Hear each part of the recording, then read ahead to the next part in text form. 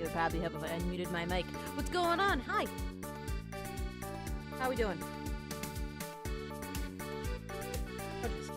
It's Tuesday! Now I'm gonna work on commissions for real this time. Axolotl needs a bottle of a Lotl. Yeah, it does. Axolotl does. Axolotl does.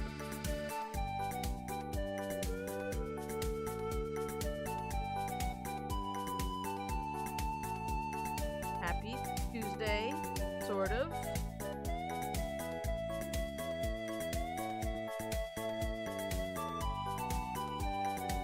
Art liner.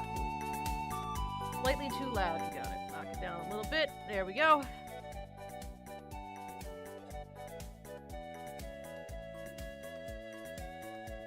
Hello. What's going on? Alright, let's go through and just a little bit. How's everybody doing? I already know how Ryarker's doing, but how's everybody else doing? What's up?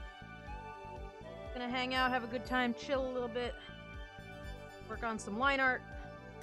The goal, which I may not reach, but the goal tonight is to get everybody's line art done.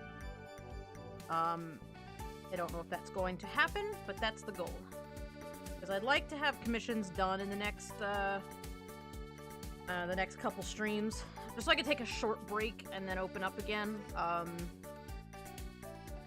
I wanna do some world building stuff, but I wanna get the commissions done too. So, went to the dentist. Now my mouth hurts from the cleaning. I hate that. My teeth hurt every time I go to the dentist, and they're always like, "Well, your teeth wouldn't bleed if you flossed more often." And I'm like, I do floss.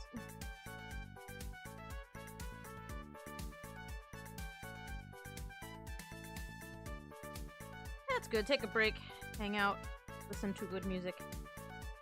I'm gonna babble for a little while, you know, the usual.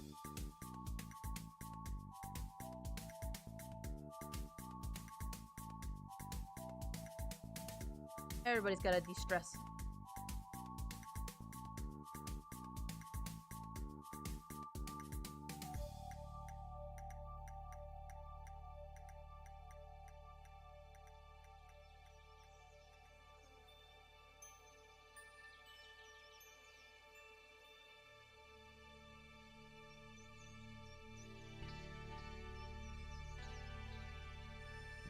It's me and Sheep here to see some arts. Hello, Sheep.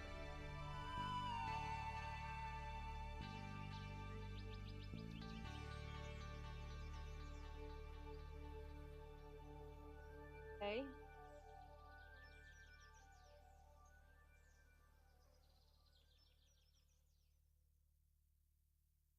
My cat crashing something?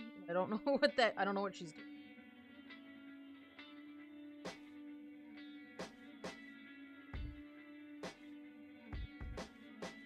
Let me tell you guys about the day I had today. So, we have this project we're working on, and since everything's under an NDA, I can't tell you exactly what it is. But it's a product with some characters, and the characters so far have all been human characters.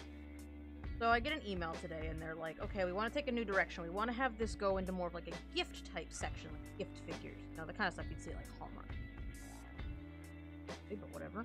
And the email says, basically, that what I need to do is I need to make characters for this line. Okay, I can do that. I can handle that. And we want to add seasonal themes. So, for example, Christmas, we might add a Santa-themed character, a snowman-themed character, or a reindeer-themed character.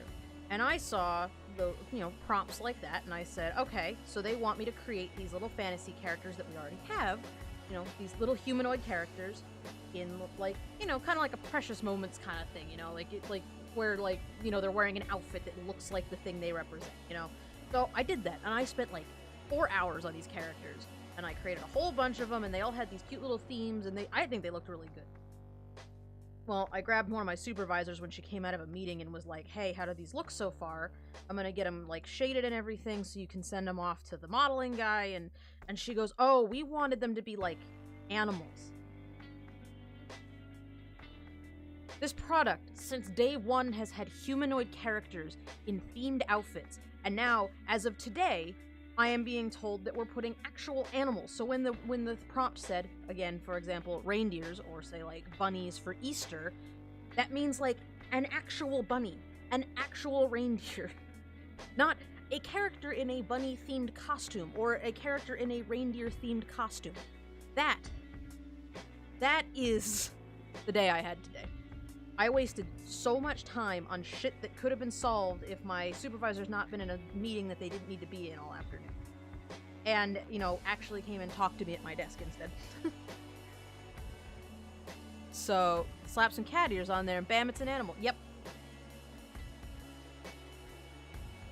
I also keep getting put on projects and then immediately taken off of them because my boss can't decide what he wants us to work on. So, like, yesterday, for like 3 minutes, there was a product, that was like, you know, this particular, like, it was a thing, and I started working on it a little bit, and then they were like, well, I think you should put her back on that one with the humanoid characters. Okay, well, that was what I was doing in the first place before you interrupted me to do this new project. You're screaming at that, yes. Sudden art shift with no communication, that's the best sort of thing to do to your staff. Yup. Precisely. So, that happened, and and then, like, so one of our products, we need a playset for it, and so they gave me kind of the theme they wanted for the playset, and I was working on it, and I didn't even get through, like, the initial design phase of just, like, deciding what shape it was gonna have. Like, I mean, I was going, like, okay, so the playset's gonna have this little area for them to stand in, and this little area to stand in, and it's gonna kind of be, like, this shape, and then it's gonna have a wall, and it's gonna have a thing. Like, I didn't even get past that part, and, like, getting to, like, the cutesy details that make it look like it goes with the product. I got to that stage, and they went, hey, why don't you make some designs for this other project that has the humanoid characters?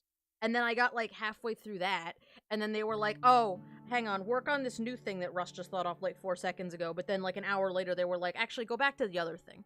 Like, just... one of these guys is Anthros for start from scratch. God damn it.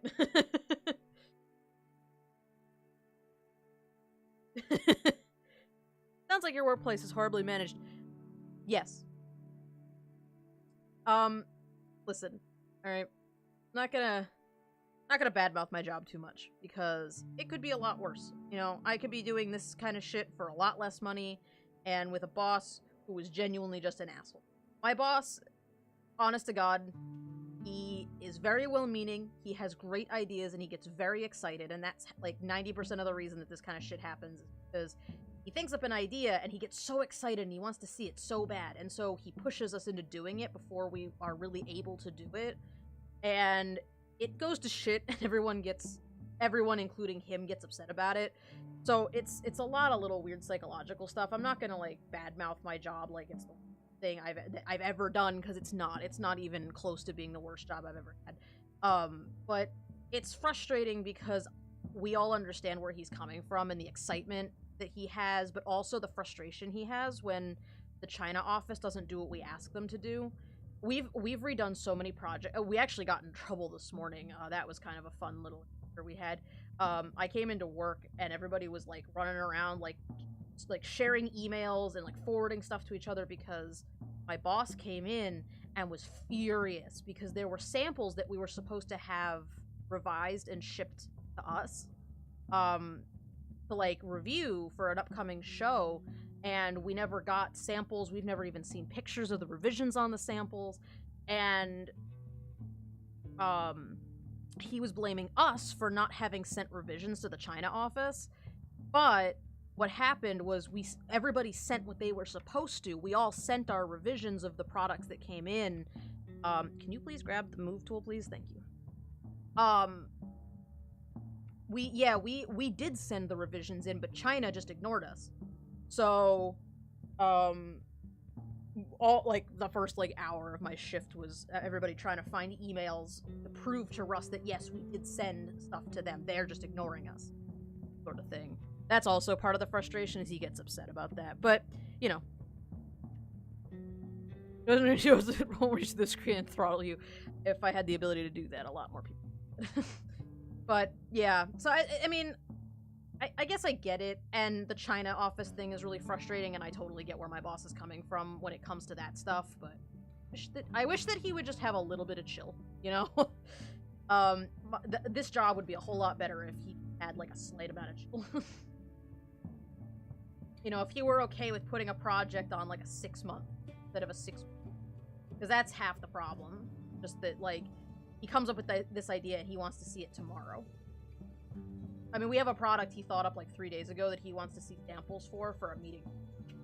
Like, I'm sorry, we don't have time to design and get this product made in one. So, yep. Ah, hiya, how dare you be late. Unsubbed. How dare you. I love you just enough to facepalm laugh. Yeah, a little bit, yep. Yep. So that's how my day went today. It was just a lot of redoing stuff and running around trying to prove our innocence. And yeah, the office is certainly fairly not well managed, which, you know, if you guys ever met my boss, you'd understand. Yep, so that was my day today, but it was alright. One of my coworkers and I just texted memes to each other across the wall, you know, we were just all day just texting, like, gifs of internal screaming at each other, so that made everything, like, slightly more bearable than usual.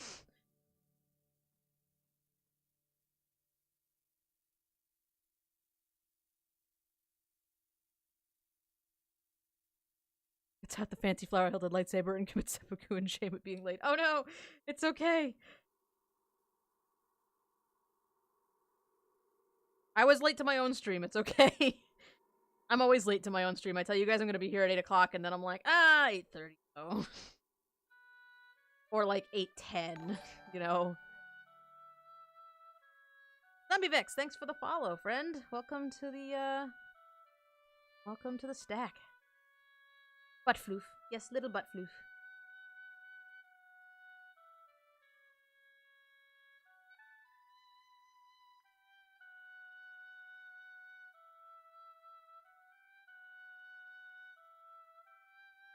Is everybody else having a good day? Everybody else having a good this Tuesday felt like a Monday to me, but we're here now.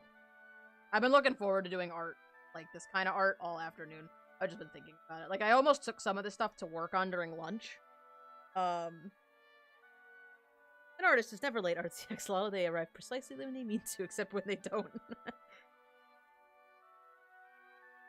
God damn it, Rin. Yeah, you guys all wanted to make the same joke. Great minds think alike, right? All you stacksies.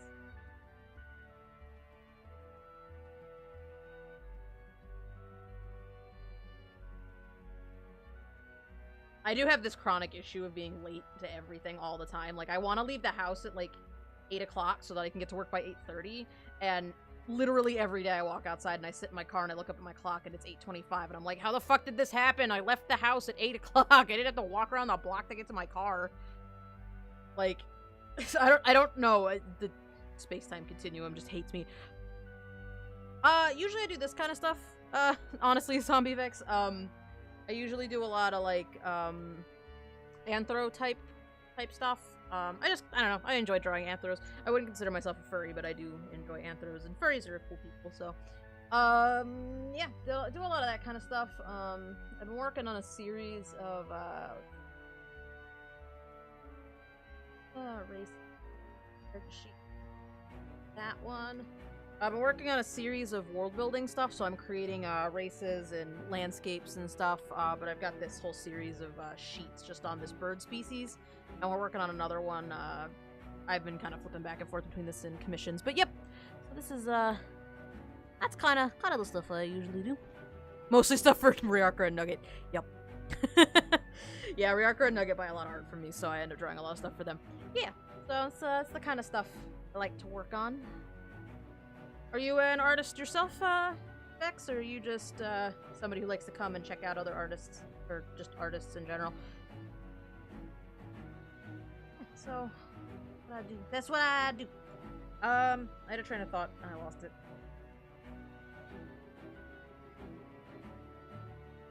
Yay, Artsy said I'm a good people. Yeah, you guys are good. You guys get a lot of shit for no reason. Furries get a lot of shit because there's weird people, and then people decide to, like regular people, like, lump everyone together. Like, I'm not gonna pretend like there's no fucking weirdos in the furry fandom, because there totally are, but, like, there's not, like, as many of them as there are, like, hurt and want to have a time. You know? Like...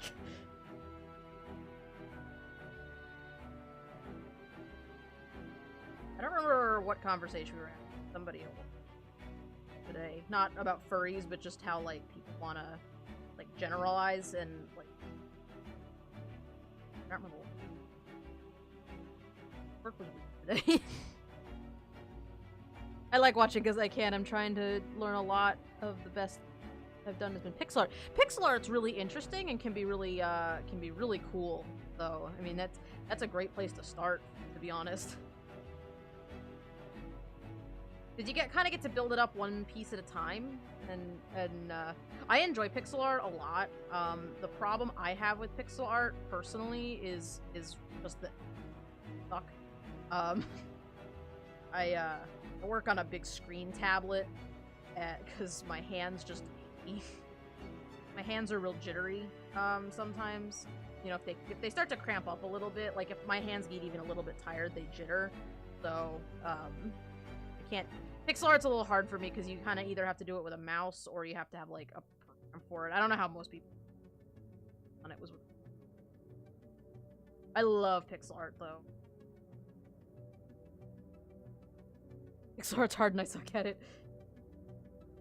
There's like a couple little like nuances. I've seen some really cool tutorials for pixel art on Tumblr. Actually, there's probably a couple of them on my reblogs page.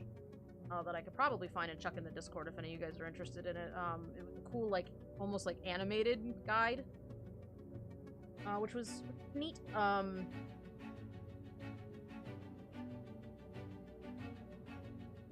But it kind of like showed you how to, like, you know, what's the best configuration for laying out pixel edges, or what's the best way to lay out pixel, you know, like how do you do outlines. And it was a pretty cool guide, and it was animated too, so like you know, be looking at a page and the little guy would be like an idle pose.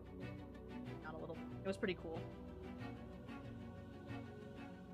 The thing with pixel art and getting pixel art to look good is because it's so simplified, getting a lot of cool like edge lighting effects helps really make it pop. I got into doing pixel stuff for a while by splicing Pokemon sprites together. Kind of creating my own Pokemon, or animating the sprites for, like, games. I can animate a little bit. Like, I can do, like, idle frames, but I'm not, like, at animation. Every time I talk about animation, I remember that I want to ask Eva to make stuff, and I keep forgetting.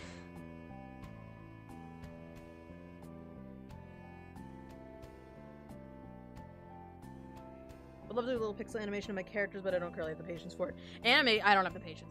That's the other reason I'm not good at it and never got into it, is I just don't have the patience.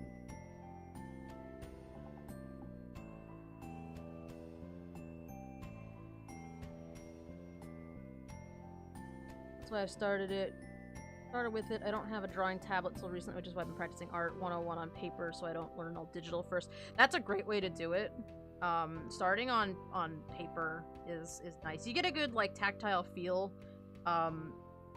for it, and I mean, it's okay to do digital first, but it kind of, I don't know, you gain different, I guess really what it is you use different muscles, and you use different parts of your brain to work on paper than you do digital, and you have to, like, if you make mistakes, you kind of have to live with it. You can't just hit the undo key a couple times. And I think that helps just kind of round out your skills a little bit, even if it's not something you're going to use forever. It definitely gives, like, a little bit extra rounding to the skills. Oh. Well, she said something and I missed it. Maybe we'll see her come today. Yeah, well, the plan is to get everybody's line art done tonight. That's the plan. I'm a little bit behind on commissions. I'm a little bit further back than I wanted to be. I got a little... Okay, so people who have commissions for me right now, don't panic, because I'm not, like... I'm fine.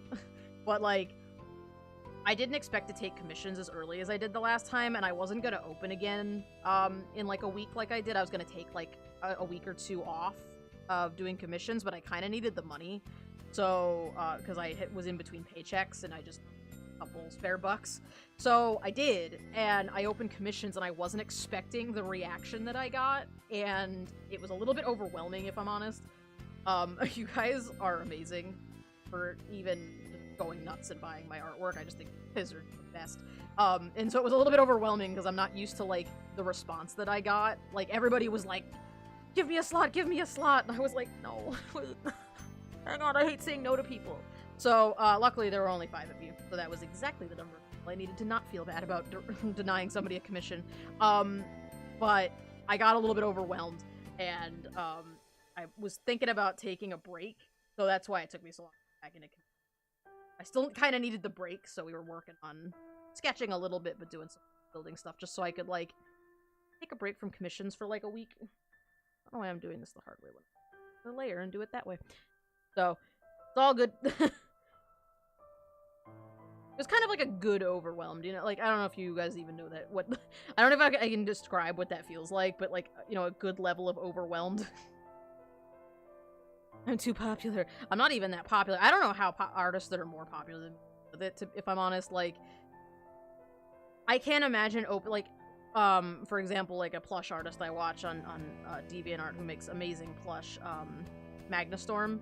She opens commissions like every 3 months or something, and she puts up a timer on her DeviantArt and, like, counts down to the day that she's open, and when she's open, she, like, leaves commissions open for the whole day. And, after that, like, 24 hours or whatever, she closes commissions and then picks people. And she only picks, like, 10 people. But she gets so many requests that she has to open her commissions like that. And I can't even imagine. Like, I've tried to put in a request for a commission a couple times, and I've never gotten one. And it's just, it's incredible. I can't imagine that. Like, as much as I want to be, like, you know, as much as I want to grow this community and make it huge, I'm also, like, really nervous to have, like, a ton of people. Hopefully someday the stack gets big enough that I can have that. Working hard or hardly working. Hey, what's going on? It's the Appleist gravy.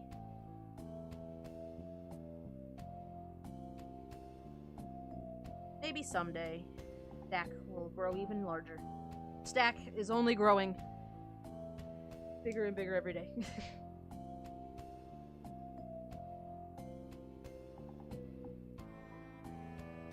There's one for an artist that one for wants a commission from, but you can't because you basically have to be a patron.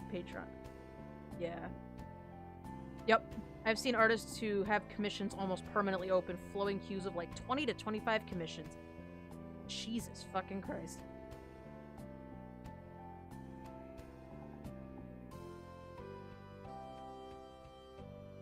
I can't even imagine how long that takes. That's the other thing that stresses me out a little bit about commissions, is that I don't work particularly slow. Like, if I get stuck on something, you know, if, like, a shape is not working the way I want it to, or, like, I can't get an angle right, or I'm drawing something I've never drawn before, you know, those sort of things will slow me down a little bit, but, like, for the most part, I don't take a really long time to do art. I don't have the patience for it, to be quite frank. It's the part of the reason I could never be an animator. It's just, I just don't have the patience to wait that long to have, like, a payoff. Like, I want to see my work done, like, now. You know, I need that instant gratification. And, so, like, I feel bad when it takes me longer than, like, 2 weeks to do my commission slots, because I know I can go. It's not so much, like, I know that I think you guys are expecting it, and then I'm gonna, like, be ripping you guys off if I don't get it done. Like, I know I can do better. Like, I know I can be faster. What's going on with your shoulder, buddy? Your shoulder work.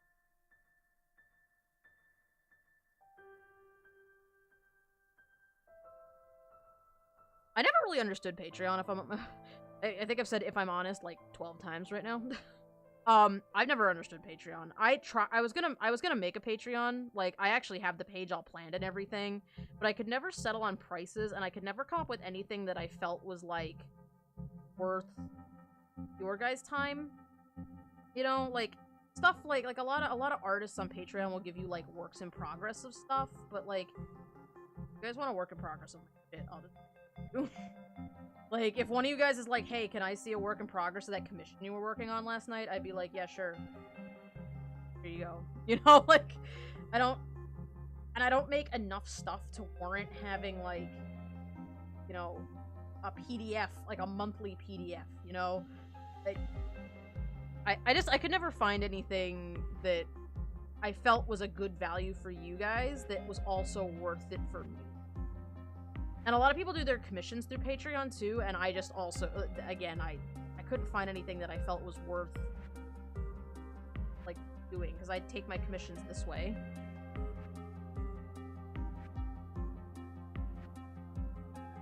Well, hey, what's going on, cat?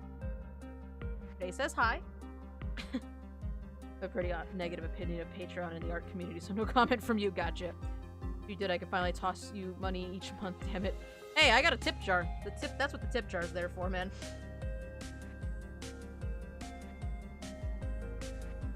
Yeah, Patreon just feels like, I don't know, and like, no hate on people who do use it. Like, if people use it and people want to pay money per month, like, no shame. Just for me personally, it doesn't, right?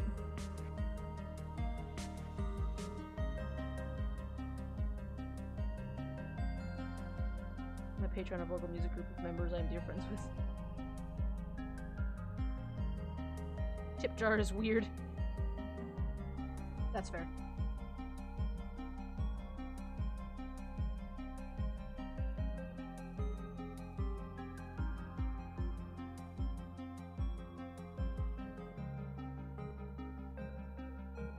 I mean, I configured the tip jar so you can give it, like, actual money instead of bits, so... You know, it's kind of like Patreon, you just don't get anything for it. I'm always frequently amazed at the people who are like, yeah, here, take, like, $5 a month, go for it.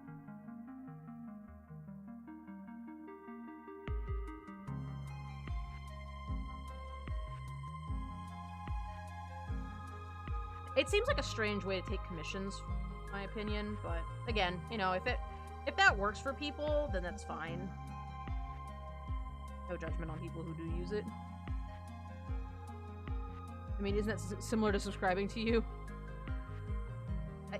It certainly is. It certainly could be.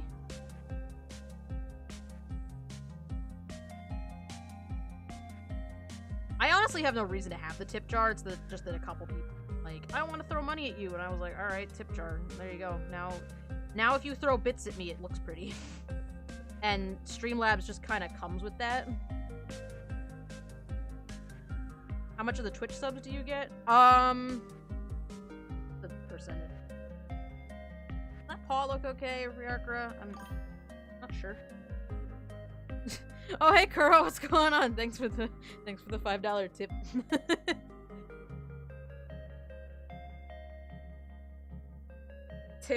Thanks for the $5 bill. You're gonna help me pay for lunch tomorrow. My friend's birthday, and I'm taking her out for lunch. And I don't know where we're going, but we're going somewhere, and not that I need the extra money, but hey, now somebody's gonna give me money to go take somebody to lunch. Subscriptions on Twitch are 50-50. There you go. Beautiful. It doesn't bother me that much. It's not my main source of income. And, like, you know, I think I'd be bothered by it more if Twitch were my main and only source of income, but it's not, and so it doesn't bother me too much. And I'm always dealing with PayPal taking their cut. You know, PayPal always takes their cut even of invoices. So, like, it's, you know, it's kind of like a tax you have to deal with. It's kind of like my, you know, membership.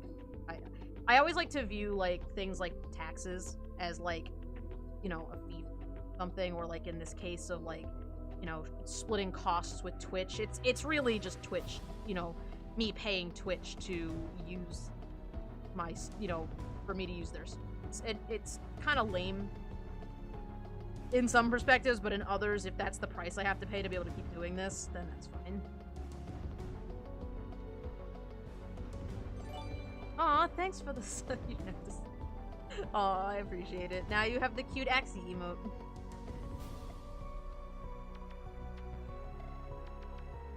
Aw, you're the best. I don't mind being in line, but I don't want to jump through hoops. Yeah. Most is made through donations. Yeah, I think so. PayPal takes 2.9 plus, yeah, 0.3 on transfers. Yep. At least Steve is protecting all the shinies, yes. You play game soundtracks, I got confused. Yeah, we play game soundtracks because I don't want to get copyright strikes. Because I would like for my VODs to not get muted, so because I upload all the streams to YouTube, and if a VOD gets muted, that's unfortunate. And it's too difficult for me. I don't have the time to like properly like, you know, record and export and upload all my videos. It's so much faster for me to just be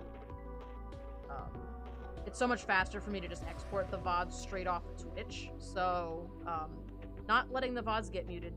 Nice.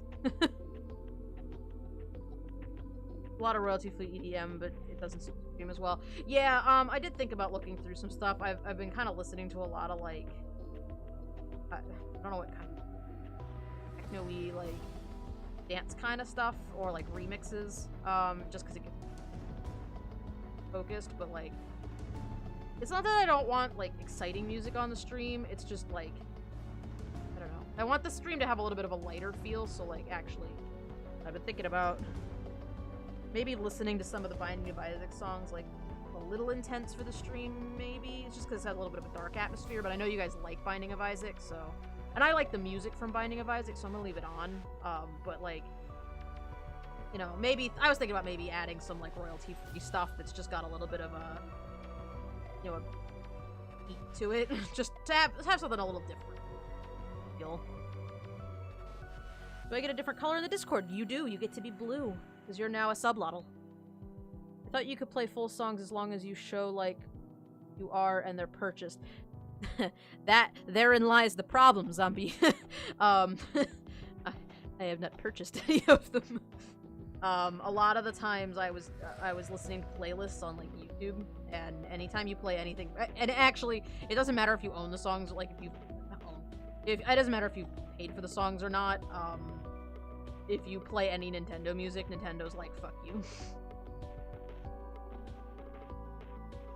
Yeah, Haya, you have to have your Twitch linked to your Discord. I think somewhere in the Discord settings you have to just write, you know, what your Twitch name is. I don't remember where somewhere on your profile, but if you link that up, then it'll know that you sub and the Discord should do its thing.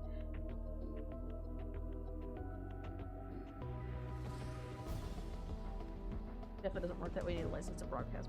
Yeah, I think maybe some bigger channels are able to do it. Maybe they have like a, you know, a deal worked out. But yeah, you have to get like a license. And just purchase, like if you just purchase a song off of like iTunes or something, you basically bought the rights to play that song just for you, and for no one else, and to not use it for anyone else.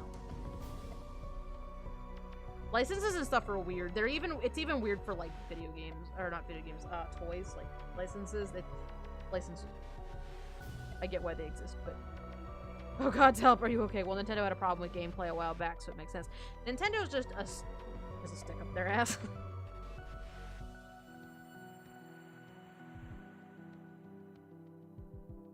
Actually, it's pretty funny. The all the Okami streams we've done so far have all been copyright flagged on or not like in a bad way. I think it's just that I can't monetize the, not that I could monetize the videos in the first place, but I can't monetize the videos for Okami on YouTube because of copyright stuff, because like that. But I don't care because the VODs aren't getting muted, so as long as the VODs aren't getting muted, I don't care. YouTube can be upset about copyright stuff and, you know, demonetize my videos for copyright if they want. As long as it doesn't get my channel in trouble, I don't care.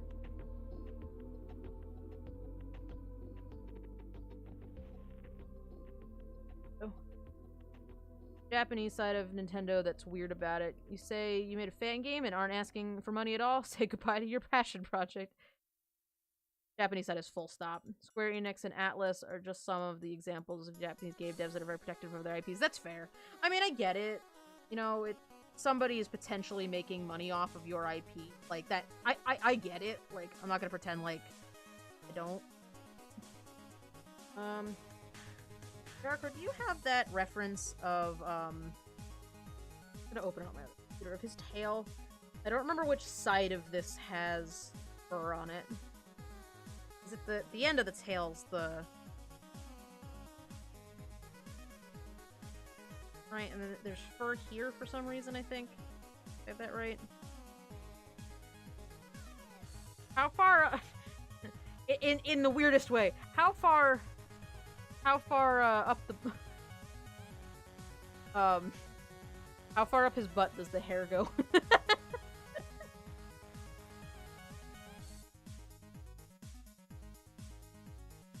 Does his fur go all the way up to the back of his legs, or does it... I don't remember what his legs look like. I gotta find the picture. Dragon Quest has a warning banner for it if you're allowed to stream the game, but not the music.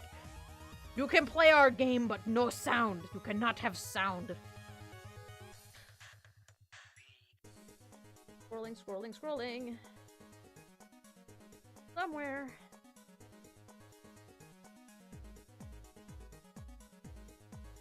Balance the furs under his tail, maybe?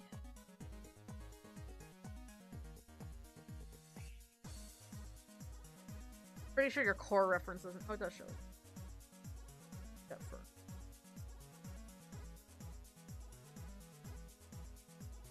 Fur in there.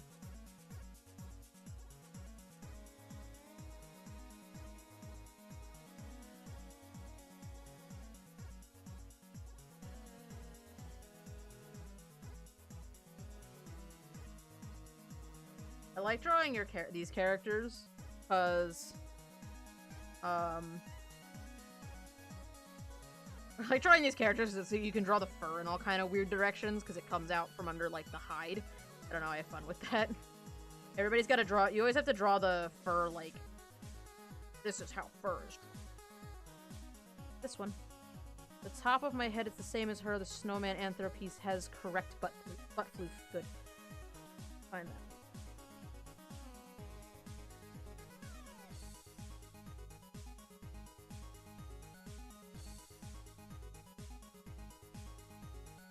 Okay, yeah, it is under his tail. Alright. I want to make sure I had it right. And then, like, partway down the tail, Let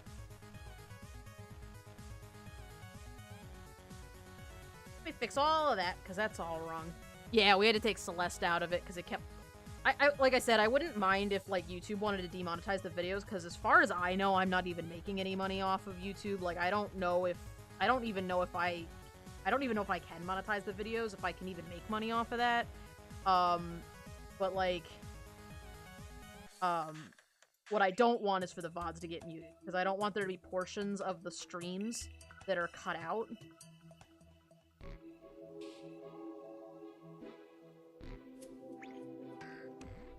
So I just keep track of any new music that gets put on the playlist, and, you know, I take anything out that gets muted, because can't have that.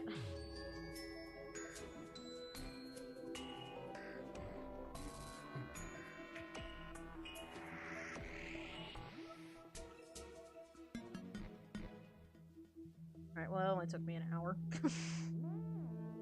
I want to get all of them done tonight. Spends an hour on the first one. That's fine. As long as it comes out good, that's all that matters, but... I will never sacrifice quality for speed, but... It would be nice if I could draw just a bit better.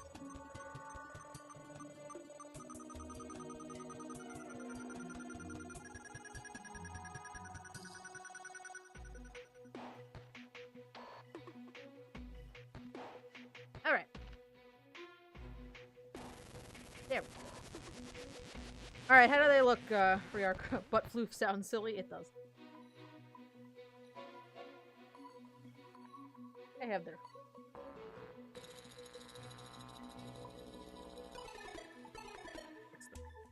I did not as well. I could draw them a little. I guess they're not wrong, but they could be better. Does she have fur on her feet? The snow day piece, it looks like she's got fur down near her toes, but her feet are probably frill lines aren't done. Oh yeah, I didn't think it. Yep. I will fix it.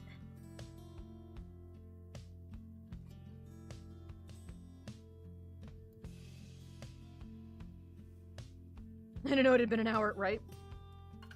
And suddenly...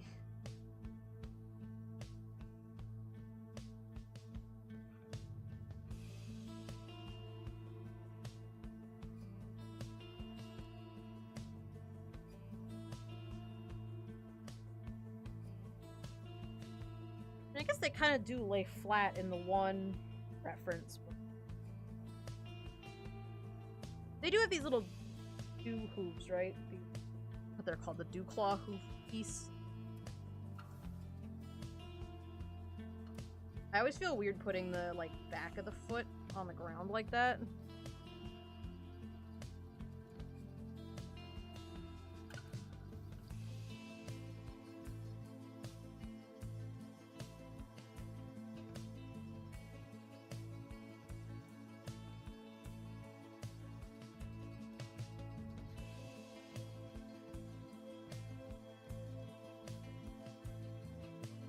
On the Mirla piece, I kind of left these a little bit.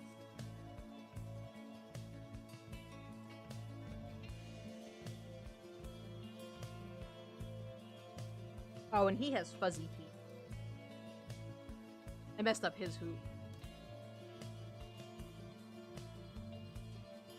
Hang on, I got this. Don't... Not fear. Not fear. I only sort of know what I'm doing.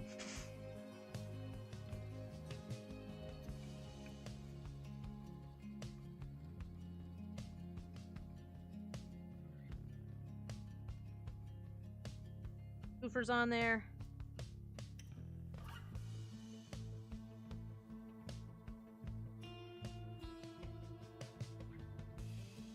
Stream lag is real. Oh, sick.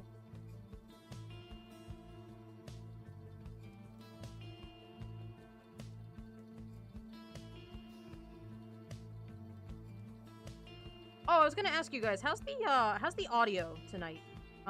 You guys noticing any of my voice like crackling or clipping or anything? I updated OBS yesterday, and I'm hoping that fixed it, but I wasn't really paying attention, to be quite honest. I didn't have time to like test it. Hey, Oak, what's going on? Welcome to the chat. Audio's totally fine? Cool. I have this bad feeling that it has something to do with Okami, if I'm being totally honest.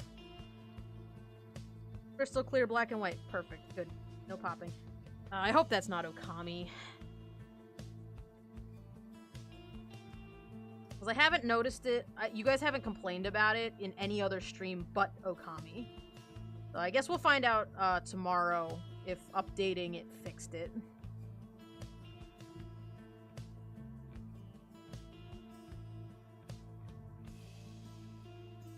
Audio's great.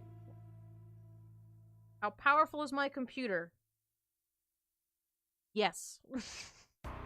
I have no idea. I don't even know like where to begin describing to you how powerful this computer is, or not powerful it is. I literally have no clue.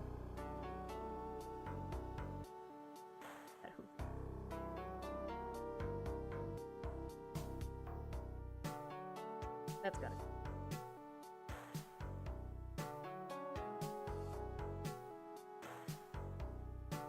You do always seem to find that I'm quiet, and I don't know why that is, because I have my microphone turned up almost all the way. It certainly could be dire. I don't know. Next time I have Okami open, I'll check like my task manager and see what's going on. But I wouldn't even know like where to begin telling you anything about this computer. I heard it on a Nanokami one once, but it didn't want to interrupt. No, seriously, if you guys ever hear the audio doing anything weird like that, please let me know. Like, interrupt whatever rant I'm going on or babble. Like, just tell me that something's going on, because I want to figure out why it's doing that to fix it for future streams. So yeah, yes, please. Tell the Lotl that her audio sounds like garbage. That hoofed so teeny. That's what happens. Always zoom out, you guys. If there's anything you take away from this stream, it is zoom out.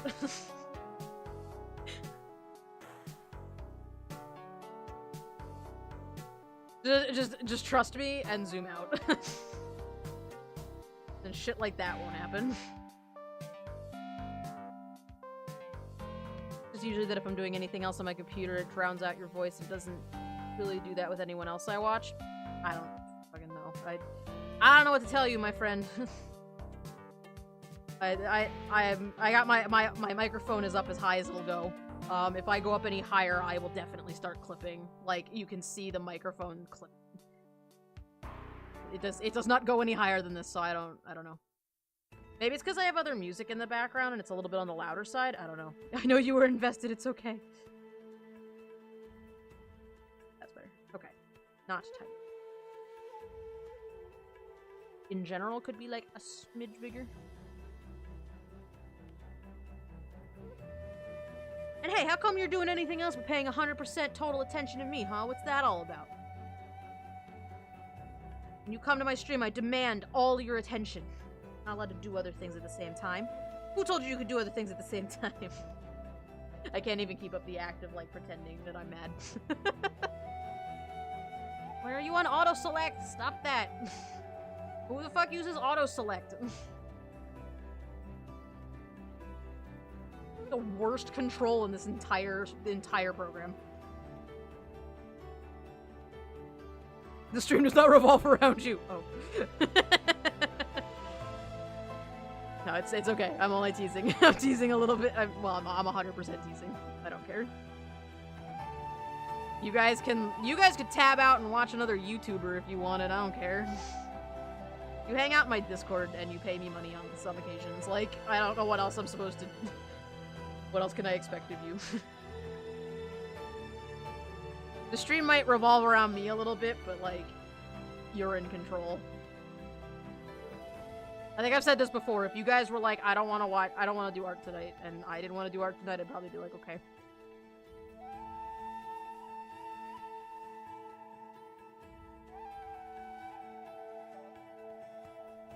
I will literally send, Nugget, I will literally send you a screenshot of my microphone levels right now.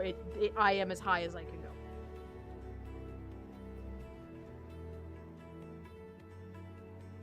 It's not about raising the sensitivity of the microphone. Like, I can't raise the sensitivity anymore. Well, I could raise the sensitivity, but it wouldn't. I don't think that would help, but I don't know. Oh my god, what are you doing? You bite me? Are you biting me?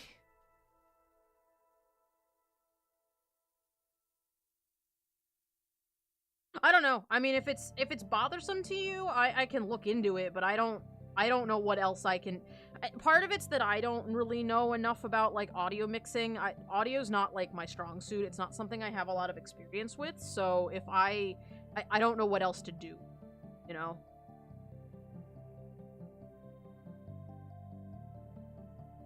I just, like, I'm literally out of options. I don't know, but...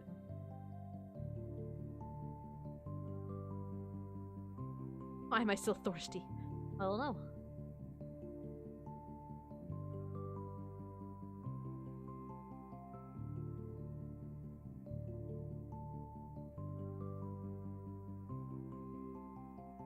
Hey, it gets bitey, sometimes mostly affectionate. There you go. Okay, let's turn off all of these layers. Zoom back out. Alright. Ryarkra, if the stream is not breaking on you, does it appear that I have missed anything important? Is there anything that appears to be off or incorrect?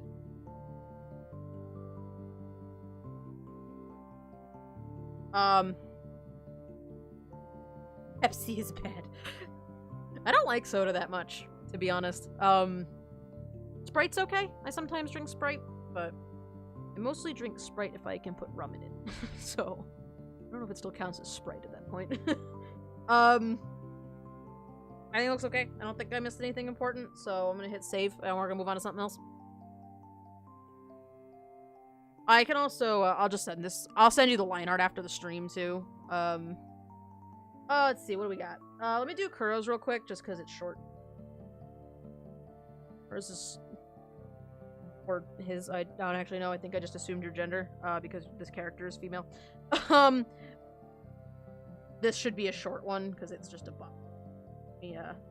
Let's do this one real quick, and then we'll do, Nuggets, I guess. We'll do Haya's next time, Thursday. We can do Haya's. I think Haya's is gonna take a little longer, because it's big and it's a character sheet, so, we'll spend probably a whole... I don't want to spend a whole stream on one thing. That's probably what's gonna happen, though. I drink tea and bitter tears of my broken foes. Beautiful. I had one of those days yesterday, though, where I just kept drinking water, and, like, by the end of my workday, I felt like garbage. I wanted to puke from how much water I had, and I just felt sick. I don't know, like, my whole body hurt. And I got home, and I just didn't want to drink anything. Like, I don't think I drank anything with dinner. I just felt so disgusting. Looks good at the moment. Yeah, I'll send you the lines, after the stream.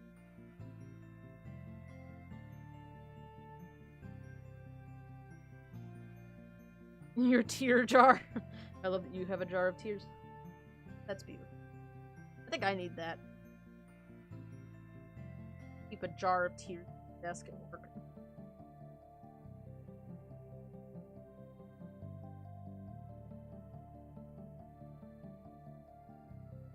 It just comes in empty. Seriously, we'll just put your tear jar at my work.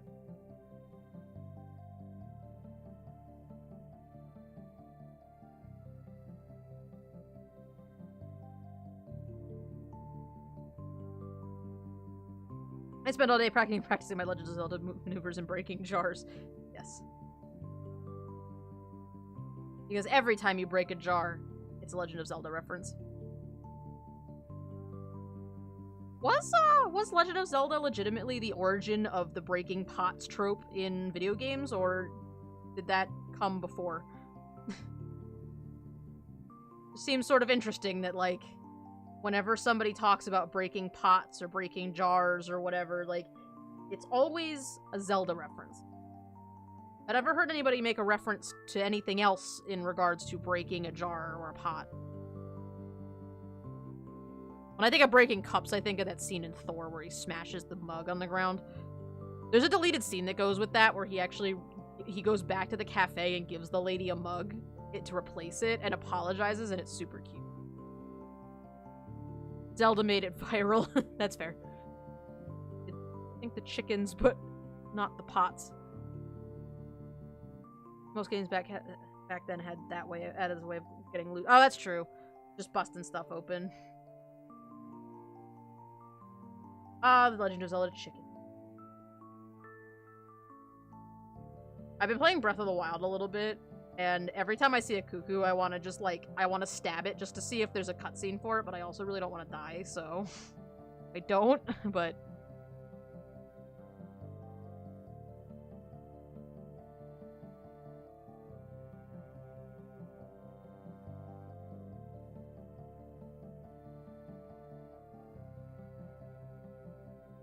Castlevania, you could find the chicken to eat for health by finding hidden places in the walls.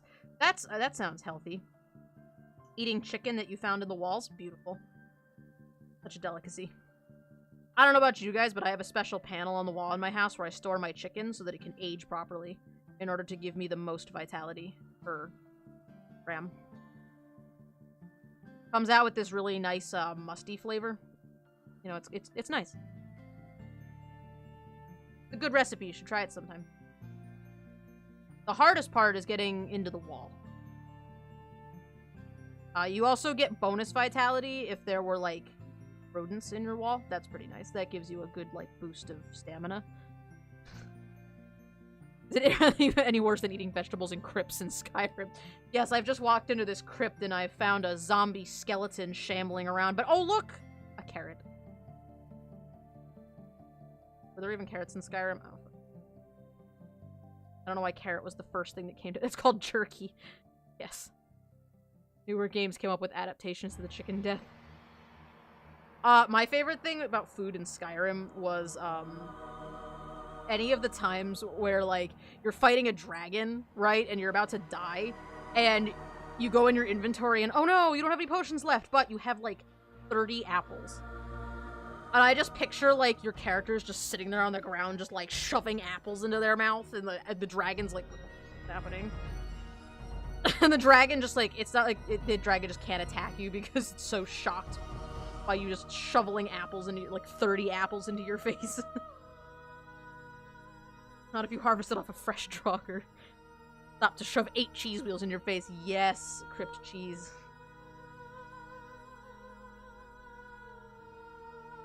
Any of you guys remember, on Neopets, the cheese roller game? That was weird. And you could get some really weird cheeses from that. Like, there was, like, a brick cheese. Pretty sure there was one that was, like, just made out of jelly. Like, is it really cheese at that point? It's just in a wheel shape. I love how in Skyrim, my go-to for healing is sack of potatoes. That's a good one. There is carrots in Skyrim. According to the wiki, there are 900, that was a number. 191 carrots laying around Skyrim, including in the shops. Well, there you go. I couldn't remember. I love how in Skyrim the main quest was so nice to wait for you to do all the side quests. The legendary world-eating dragon has awoken. Yeah, I'll get around to it. Yep. That was how I played my second character when I actually, like, went through, like, the character I committed to. That, like, anytime, so, like, she was the kind of character that would, like, steal things. So, like, one of the first quests you do in the first town is to, like, go get that gold dragon claw out of the crypt or whatever for that guy, and I brought it back to him and he paid me like 400 gold for it and was like, oh, thank you so much for getting my thing back. And then I immediately snuck back into his house and stole the claw because I wanted it. I collected all the dragon claws too. I found all of them. The problem with that game is that the physics are real glitchy, so you can't, like, display them anywhere because they just glitch into the floor. Like, a couple of the claws I have aren't even the original claws because they literally fell through the map when I dropped them, so I had to console command more into my inventory because I couldn't, like, get them back.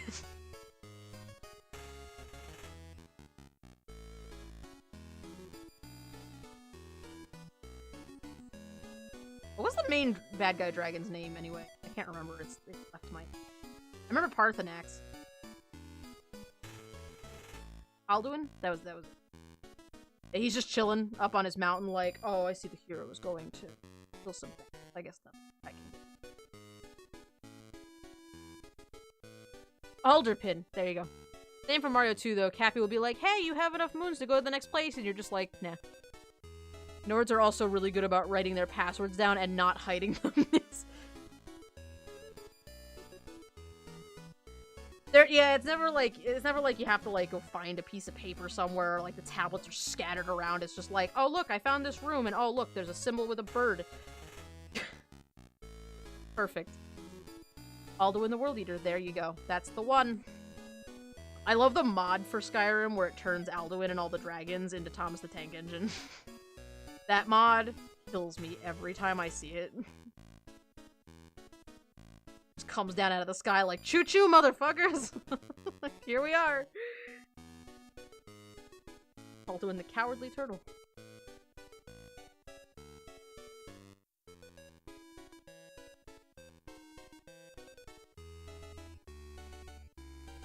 I actually fell through the map the first time I went to Sovngarde. I don't remember how that occurred, but somehow I ended up under the map, and you could, like, see the rest of the Skyrim map from there. And I was, like, in some water, like, miles below where I was supposed to be. I don't know what I did, but I fell. Transient, what's up? Welcome to the chat. I'm working on some furry nonsense.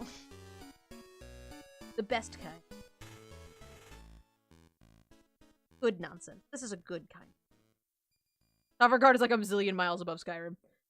It is. No, it is. And you can see, like if you fall through the map there, you can, like, you basically fall, like, 1,000,000 miles into water, and then you can just see everything from, like, underground. It's amazing.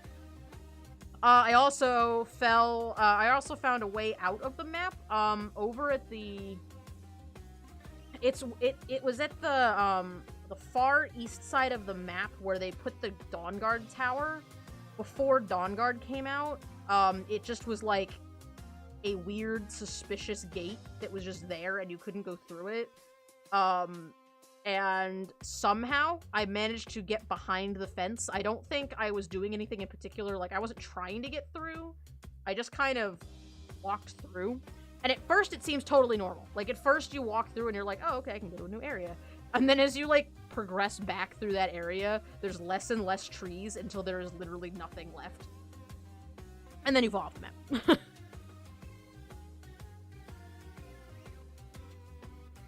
Thought it was a pompadour. I shamelessly killed Parthenax. Oh, I didn't kill him.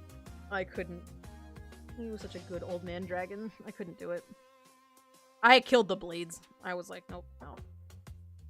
Did I kill the blades? I don't remember if that was something you could do. I think I just ignored that part of the story quest. I think I was just like, nah.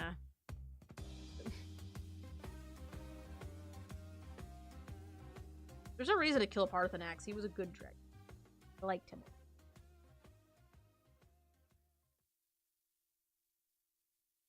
Kind of off topic, but I kind of wanted to say, you said before you like achievement hunt in Guild Wars 2. There's just so many that it seems impossible, but you could do like all the story achievements because they're all very doable. That's actually one of the biggest reasons I didn't do any kind of achievement hunting in Guild Wars 2. Like, if I'm bored and don't have anything to do, I'll grab a couple and like try to do some of like the specific ones. I mostly do the achievements that I'm interested in. So like, I really like the jumping puzzles in Guild Wars 2. I know a lot of people don't, and that's kind of an unpopular opinion that I like them. But I find them to be a really cool challenge, and so I went through and got all the achievements for jumping puzzles in Guild Wars 2. Like, I'm really only interested in achievements in games if I know that it is feasibly possible to collect most of them, you know? Especially since at this point Guild Wars 2 has so many retired achievements that it wouldn't really fit. Join me in Guild Wars 2. Honestly, like, since I stream so much, I don't have time for Guild Wars 2, and the only time I do have time for Guild Wars 2 is on Friday nights. That's the day I take a break to play games with my family, and I play games with my family. You know, it's kind of like my chill downtime just to spend time with my dad and my sister. So it's like, I don't usually, I gotta make more time for stuff like that, though. I don't know where my train of thought was going, so I decided just to change it mid-sentence. I think once the server starts to get a little bit bigger, because, like, when I first started doing, like, game streams on Saturdays, I was gonna do games that we could play together, like Jackbox, but my original thought was to run around and do, like, world quests and, like, exploring and stuff in Guild Wars, but not enough people showed interest in it, and honestly, I would spend the whole 2-hour stream and there would be, like, 2 people in the chat and nobody would talk to me. And it just wasn't fun to, like, stream with nobody there. Like, if I'm gonna play Guild Wars 2 with my dad, then I want to do it, you know, then I want to do it, but if nobody's gonna be interested in watching me do it, then I'm just gonna do it privately, you know? So I got rid of the Guild Wars 2 streams on Saturdays, just for kind of more for temporary reasons. It'll come back at some point. I think that would be something really cool to do. Who was it? Shady Penguin had for a while. He was running around maps and doing leveling with people, and he had like his own guild that was just for Shady Penguin members, and you could be added to the guild and just run around with him, and that was really fun. So I thought maybe that'd be something cool we could do at some point in the future. Not anytime soon, but, you know, future plan. I love the jumping puzzles. I'd love to have other people run them with me. I run jumping puzzles exclusively as Char. Send you a video to watch later, because the thing you said about Thomas the Tank Engine mod, yes, the best mod. I think more people might be interested in partaking rather than watching. For sure, no, for sure. Again, that's something, like, way off in the future, though, because at the time, because I had it open, like, I offered up my,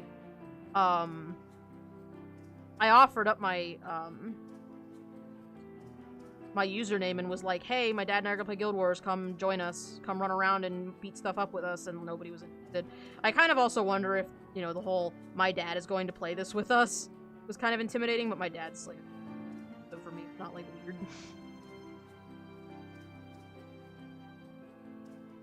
I want to play the Living Story with you, because some of them have such good moments. Yeah. Sure. What's my favorite genre to play? Depends on what kind of mood I'm in. I think I tend to stray more towards, like, exploration-y type games. You know, I like games that... well, let me name for you a couple of my favorites. Like, Slime Rancher. I love Slime Rancher. Wind Waker is one of my favorite games. It really depends on what I'm in the mood for. I do like games where you can run around and explore, and it's a little bit open world, but not, like, too open world. I don't know too many. I have a hard time with, like, genres. Like, people ask me, like, what my favorite genre of music is, and I'm like, I don't fucking know. Sometimes I want to listen to crazy dance music, and sometimes I want to listen to video game music. I don't know. My dad plays with us. My dad mostly plays Elder Scrolls Online. I like watching the fluffy Char butts. Char's the best! Went bear form. Char's my favorite race. Char is the best. Yeah, it's a little bit of an eclectic taste. I tend to, and we went through this discussion a couple weeks I tend to not care for RPGs that much, and after playing Evoland 2, I think I pinpointed the reasoning why. I don't like not JRPG, just regular RPG. Also probably JRPG. I don't like RPGs that are grindy, and I don't like RPGs that talking to the NPCs doesn't always roll.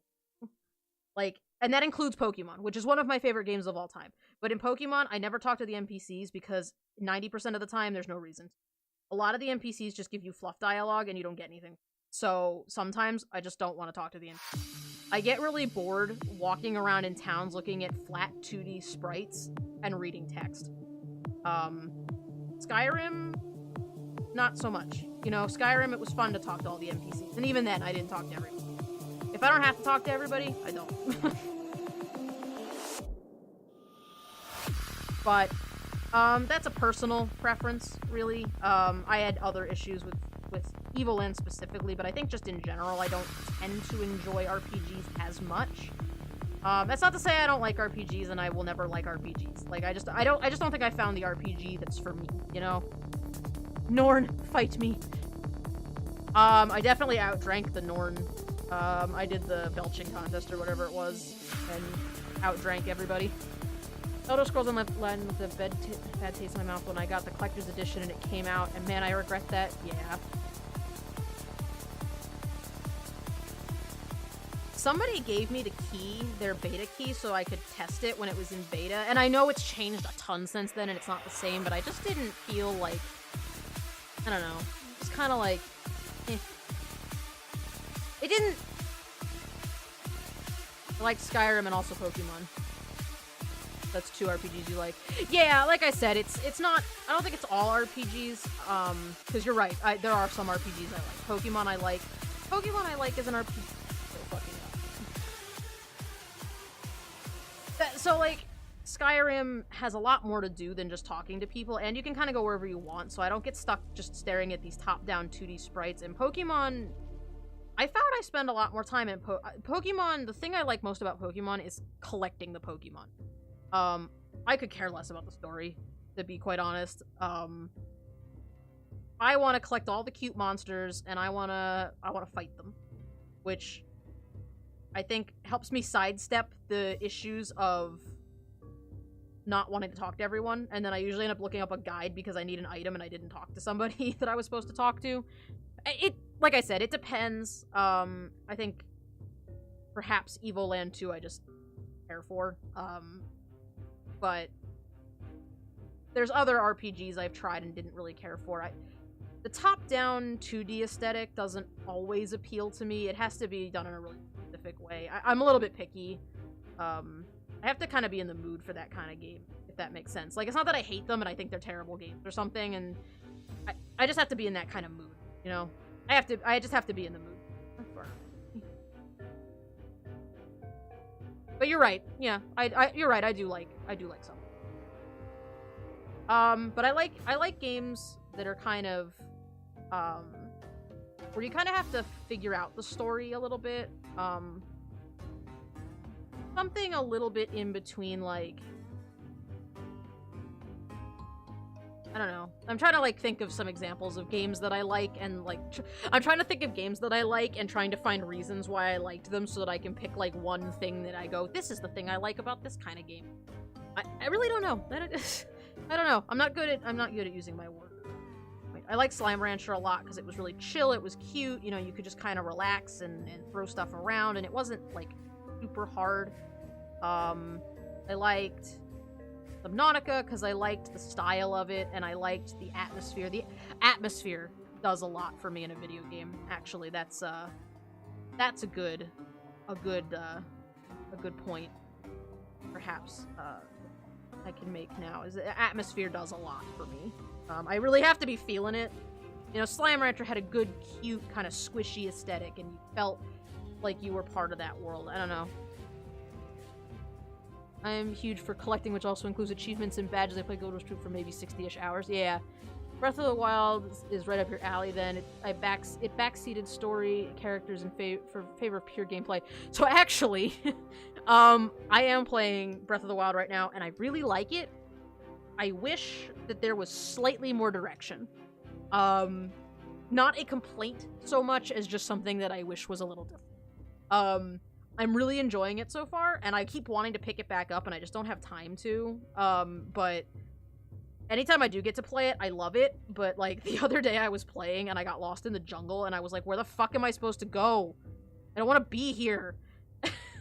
And I kept getting to parts of Breath of the Wild where I was just getting one-shot by, and actually, Apple could tell you, there was one night I was up until, like, 12:30, just, like, fighting shit and getting lost, and I was like, Apple, what the fuck am I supposed to do? Where am I supposed to go? Because I kept getting lost, and, like, I got to a point where I went into an area, and no matter what I did, or where I went, or what items I was using, I was getting one-shot by everything, and it felt like I wasn't supposed to be wherever it was that I was. And I got a little bit frustrated, and so I stopped, and then decided to go a different direction, and now I'm down in the jungle, and I'm not sure how I got there, and now I'm there, and that's what we're doing. But, like, I do wish there was, like, a teeny bit more direction, just because I keep getting lost and then murdered. Jungle Dragon Mordramoth, yes! Hollow Knight's one of my favorite games, but it's not that easy. Hollow Knight I've heard's pretty good. Just you watch Axie. Next World of Tanks Superstar. Yes, beautiful. Yeah. So I guess my point being, I'm picky about my games because I need to be in a certain mood for a certain game. And my opinion on whether or not a game is fun should be taken with a pinch of salt. Because I am also the worst at video games. You all saw my playthrough of Evoland 2, and you saw how frustrated I got to the point that I had to stop. So, you know. You know, my opinion does not matter. I am a scrub who likes to play video games even though she is bad at them. I am but a mortal pleb. Are his ear fans the right size? Because they seem really fucking big.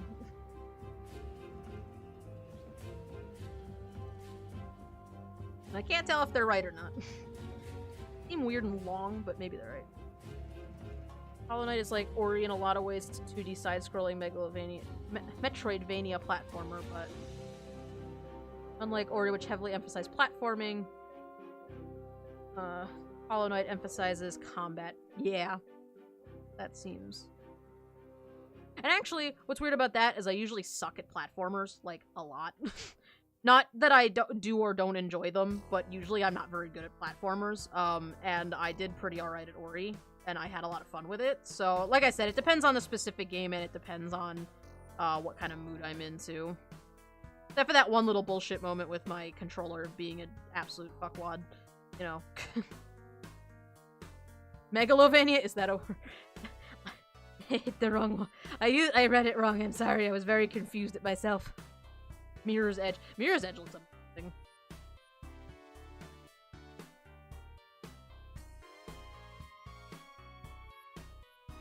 My big thing with video games, just in general, is the controls though. Ori being a cute munchkin did help, yes. Like, having controls that feel good to use means a lot to me, personally, as a gamer. Like, and having a game that's not, like, a buggy, glitchy mess. I loved Subnautica, but when I first started playing it, like, way back when the channel first started, I quit playing the game because it was so buggy. There was a point where I couldn't go anywhere without falling through the floor. And it got frustrating to the point that I didn't want to play it anymore. And I'm glad that I came back to it when it came out in a full release and a lot of those bugs were fixed. But at the time, I didn't want to finish playing it because I've been watching a lot of YouTubers play Welcome to the Game 2 because that game has an awesome atmosphere. That's spooky, just freaky, you know, you're not supposed to be here. Like, it makes you feel nervous and the atmosphere feels really cool.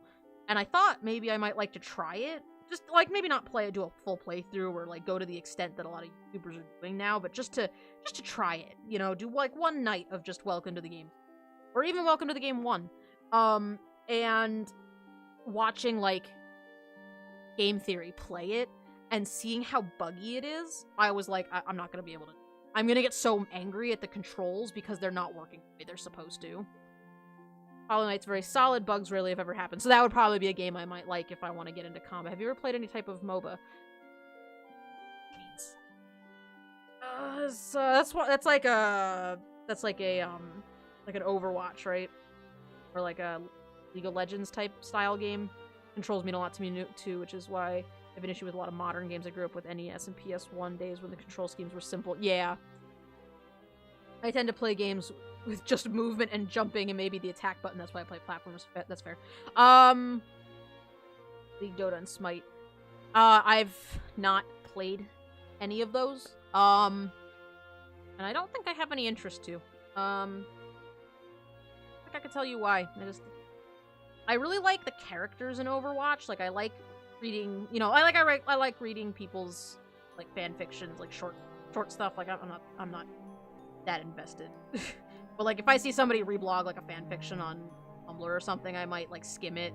You know, I like seeing the art. I think the characters are cool, but not enough for me to want to buy it and play it. That style, like, actually, there's another good distinction. Whenever people ask me what my favorite genre of music is, I usually default for telling them what my least favorite genre is, because I like most music, but there's certain genres that I don't really enjoy that much.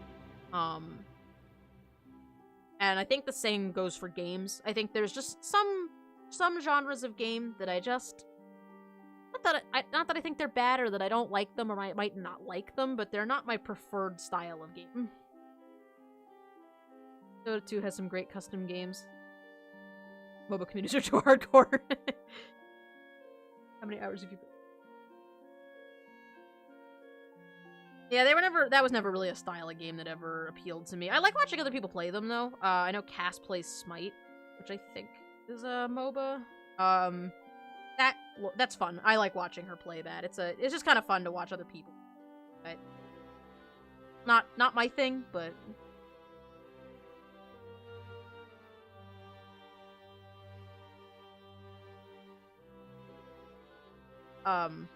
But yeah, to finish my earlier point, just real quick, was that, like, you know, Welcome to the Game 2 seemed like the kind of game I might like because it has a good atmosphere, but because the controls are so broken at the moment and there haven't been any patches put out to fix some of them, I know I would just get angry at it. Like, there's certain, like, mini-games where, like there's a... I don't know if any of you guys have watched anybody play that game, but, there's a mini-game where there's a grid, and the grid is broken up into, like, it's, like, I don't know, like, something wild, like 8x8. So the tiles in the grid are, like, ridiculously small as it is, but then you have to, like, click directions inside each cell to, like, move the reticule around it, and you have to, like, do it in a certain pattern in order to complete the hack mission. And, like, it's almost impossible to click the buttons, and every YouTuber I've watched play the game so far has had trouble with that minigame because it's almost impossible to click the directional keys. And if the developer just took off like one row and one column, just made the grid like, you know, 6x6 and just made it like slightly bigger, that issue would be gone. That would not be a problem. But it is a problem, and I think that would frustrate me, and so that's why I wouldn't play that game. What's your stance on some genres that haven't really been brought up, like fighting, racing, and rhythm? Fighting games, it has to be a specific, like, again, I have to be in the mood. I haven't really played too many fighting games. I don't like playing fighting games by myself. Like, a fighting game that has a story mode, I don't care about. A fighting game where I get to fight computers, I don't care. If I'm gonna play a fighting game, I want to play a fighting game with a friend. I want a friend to come over so that we can laugh about how bad we are at it. You know, like, that's kind of the mood I have to be in for fighting games. I haven't played too many fighting games, though. The only fighting game I can think of that I've played in any recent capacity is, Smash Brothers. I was thinking Switch, because I'm excited for that to come out on Switch. Like, Smash Brothers I really want. Smash Brothers. Smash Brothers on the Wii U. But I like Smash. So, you know, Smash is good. Yeah, Smash Brothers are better for Smash Brothers. Fighting games are good for parties. I definitely like them for party type games. What was the other ones you said? Oh jeez. Oh Jesus. Oh jeez.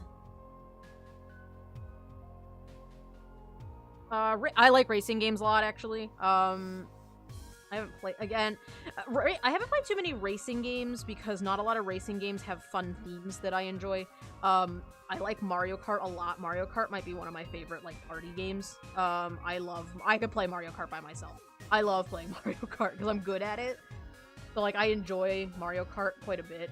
But, like, I don't know, like fighting games. Racing games that have, like, real cars, I don't care as much about, because I'm not really that interested in cars. I'm not somebody who cares much about cars. I know Foxtrot likes cars a lot, and he's... The kind of racing games he plays, I might not be interested in unless I had, like, somebody to play with and to enjoy it with, but, I probably wouldn't go out of my way to grab a, you know, it's not like I see the next new racing game coming out, and I'm like, yes! Oh, I have to get that, you know? But I find them enjoyable enough, and if somebody, like, if I'm over at somebody's house and they're like, oh, I got this racing game, you wanna play? I'd be like, yeah, sure, let's do it. Probably not gonna win, though. You know? And I haven't played too many rhythm games. Not... If you may have noticed that I'm not very good at patterns. I get very confused very easily with patterns, so rhythm games I don't play a lot, for that reason. Not that I don't find them fun, it's that I'm not very good at them. So I don't seek them out. That's kind of my feeling on that, yeah. I'm in good old Crusader status. That didn't that's a thing about a game I don't play. Or Evil Land 2, remember that one fighting scene? That was fun. Evil Land 2 was such a weird game for me. I said this to Lorne because he felt bad that I didn't like it. And the thing that was weird for me about Evil Land 2 was that there were parts of the game that were great. And they weren't just, like, good. They were really good. There were some parts of that game that were really fun. Like, some of the stuff of, like, some of the stuff that was, like, you know, like that fighting segment where you actually went into, like, fight mode. That was cool. The whole mechanic of the time travel thing. But some of the areas felt a little less well put together than others, and the control. That was probably on my end, so I'm trying not to judge the game too hard on that, but I don't know. Like, I looked at the Steam store page when he told me I should buy it, and I was like, looks really cool. I totally want to play this. And then I played it, and it was like, eh. So, decided it was time. Stop. There was just so much more game left, and I just didn't know if I wanted to do that. But, like, there were some segments that were really fun. That, like, flying shooter segment was really cool. So, I don't know. That was such a weird game for me, because I wanted to like it, and there were parts that I really liked about it, like, a lot. That, like, I could feel like I would remember those things forever. The whole Solid Snake thing, the Solid Snake, Solid Snail, that was really fun. Like, they had good quips and good jokes. There were just parts that felt like they were rushed, and it hurt. But I got a little burnt out on it. So. I'm not good at patterns, says the artist who got the Bloodstain pattern test on the Jackbox game. That's a different kind of pattern. I'm good at visual patterns like that, because I can look for shapes. Like on that Jackbox pattern minigame, I usually look for, like, okay, this pattern in the top left makes an L with a little ear on it, and then this clump down here kind of makes a funny looking E, but it's got a chip taken out at the top, and it helps me, like, place the blocks correctly. I'm talking, like, movement patterns. Like, Undyne the Undying in, Undertale, that was rough. That took me, like, what, a stream and a half? 2.5 streams? 2 streams? I think it took me 2 whole streams to just get that one boss, because she was so pattern heavy, and I kept dying because I kept getting her, like, rotations out of order. And, Sans was just, I don't know what happened with Sans. So, he just didn't finish him. That was just I don't know what was... I was having a little bit of trouble with the controls on that one, I think, so I just gave it. But, yeah. It's more like visual pattern than, a visual pattern I'm okay with. It's like, patterns having to do with, like, movement. Like something like, Dance Dance Revolution. I'm not very good at those kind of games. Or, like, I'm okay at games like Guitar Hero. I'm not good at them, but I'm okay. I can handle it.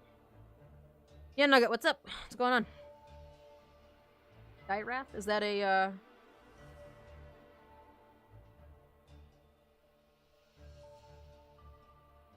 don't know what's going on. Yeah, so... I think the point of that conversation, that can continue, but I think to summarize the point so far is that I'm very opinionated about games I don't know much about.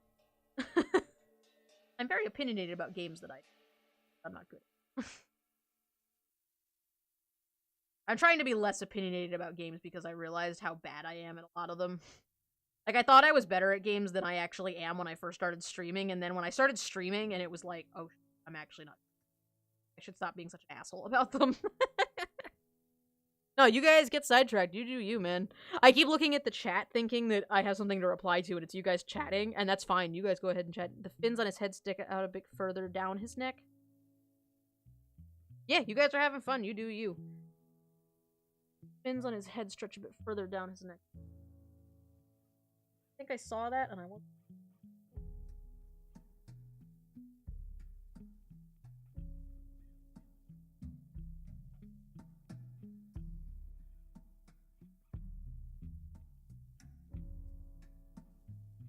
There you are. Oh yeah, they do. Okay. So you got one up by his temple, one...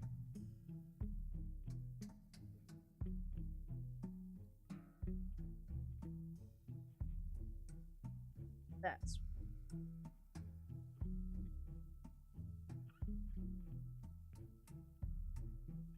I sketched it like that too. Okay. That one, and he's got one in the middle of his neck. Got one.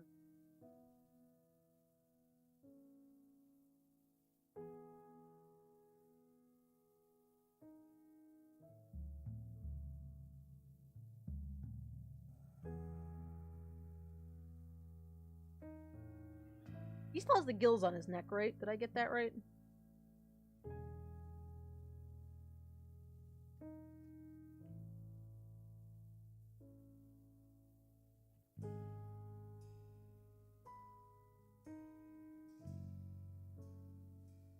There's plenty of games I'm terrible at. I'm terrible. I actually really enjoy, like, puzzle games, too. I have a game on my phone called Hungry Cat Picross. That game's super it's just, like, a really simple, like, it's a Picross game, you know. Look at the the numbers in the column and the rows, and you know, identify where to put certain colors or clear certain tiles. And I like puzzle games. Ding song. You know what I really love? I love watching the speedrun, like, parody events. Those are super fun. That looks better. I didn't do bin.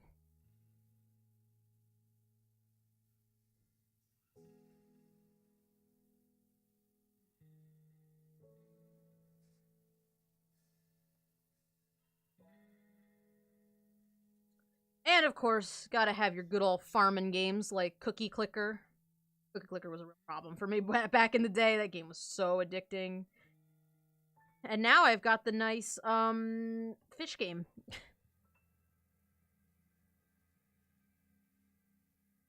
You were talking a lot and I didn't think you saw that. Yeah, I must not have seen them. They seemed like they were really long.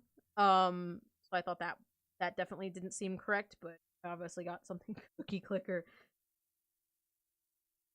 I got all the achievements in Cookie Clicker, actually. I managed to get all of them. It took me a very long time and I lost a lot of sleep. I did it. Fun. Enjoyed it.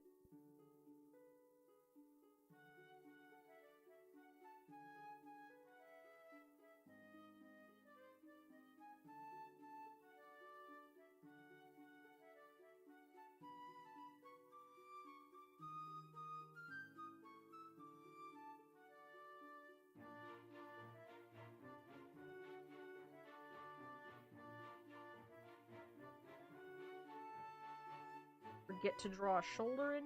I was just like, oh, you don't need it.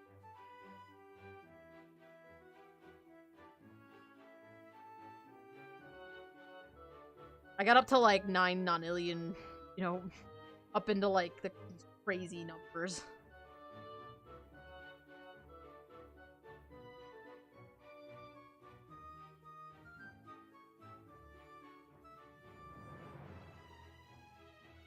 I had so many cookies. I might still have so many cookies.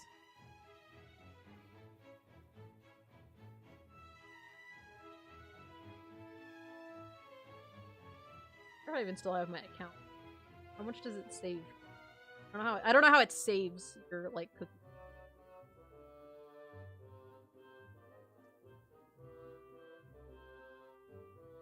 Oh, okay, you could save and load. I didn't save my save file, so not the kind of game you save a save file for. It's okay. I have a new version of the Cookie Clicker game, which is the Tap Tap Fish. Enjoying that a lot. Trying to get all the event fish before the event ends, though. I want the Wobbegong so bad.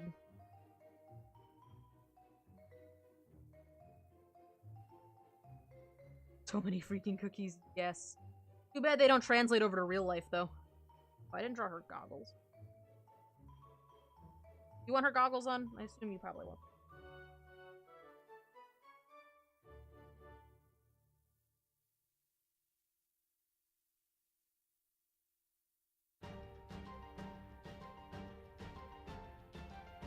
Oh, list of other games I didn't expect to like, but did.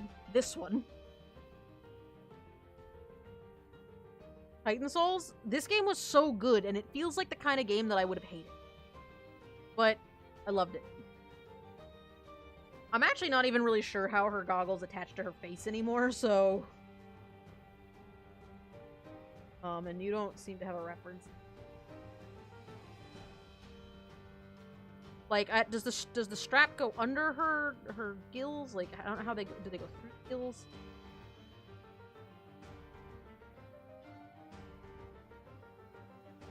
The world would be drowning in cookies. Yes.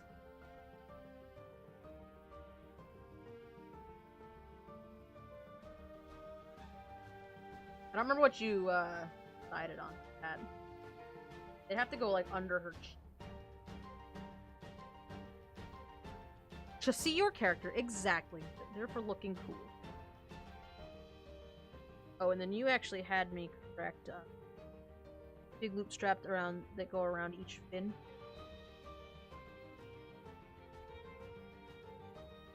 Adjustment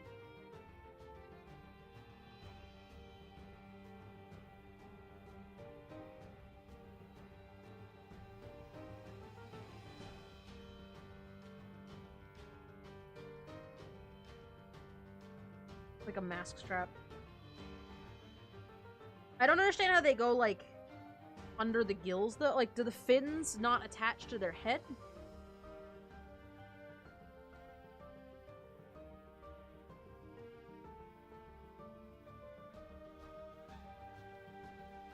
It's like, if she didn't have the gills, I'd have them, or she didn't have the fins, I'd make them go like that, but can they go underneath, like, the flappy part?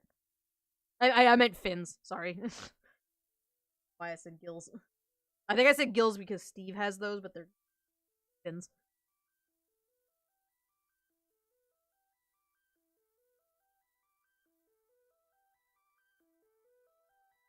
I knew what I meant.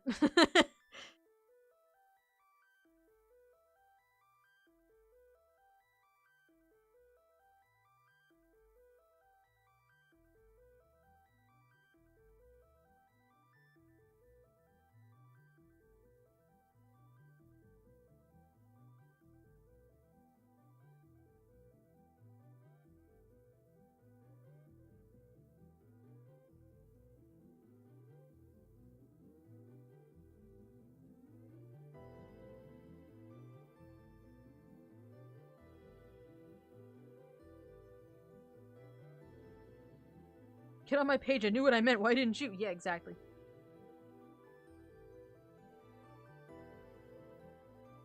You could go under the fins, it could, like, squish the bottom of the fin a bit under the strap if you want to show that. Now I got you doing it. Yeah, I got you all mixed up. Yes. Victory. Well,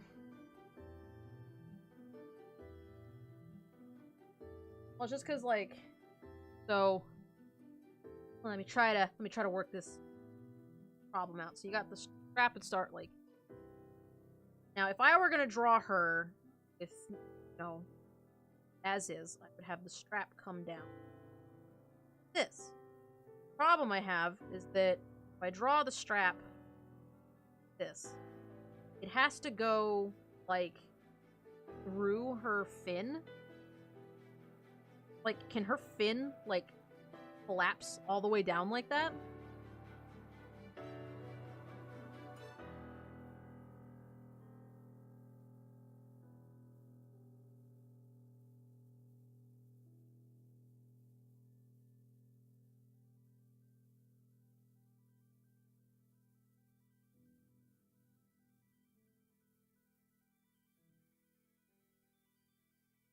Because that's kind of how I'm picturing them now, that, like, she pushes the stretchy part of the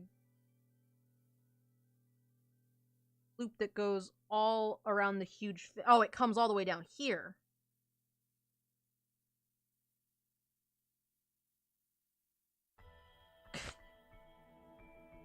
So the strap comes down and goes like this.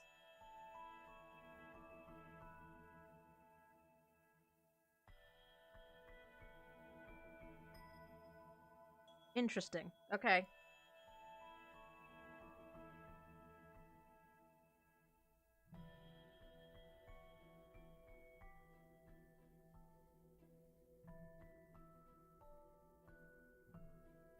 They don't have your brand.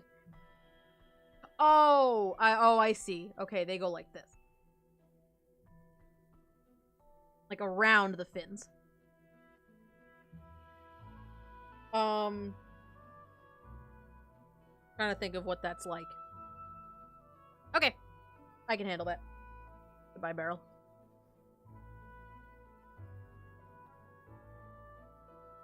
I understand what you're going for now. I'm picking up what you're putting down.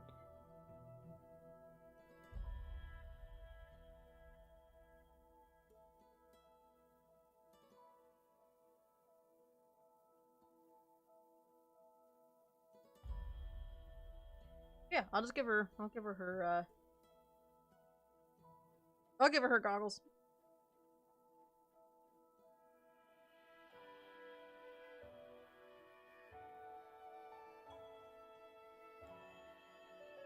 Doesn't wrap all the way around the head instead. Oh, I see.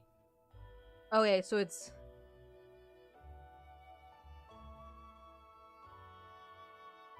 wrap all the way around the head instead it just has a loop around each fin. Okay, so it's like the goggles have a strap that's like this on it. longer. Not like that. So nothing like that at all. Instead of it being 2 straps that go around like this, it's 1 strap here and then the other strap. Gotcha. I understand. That makes sense. I guess their little fin things must be pretty sturdy to be able to support the weight of a, support the pressure, I should say, of goggles like that then, huh?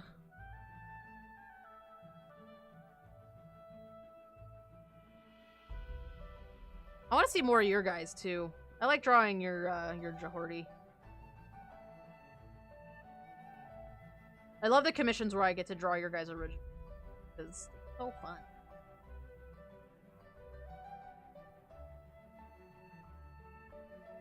Especially since I work at a job where I have to draw cats for the time. Unicorn. Little girls like unicorns.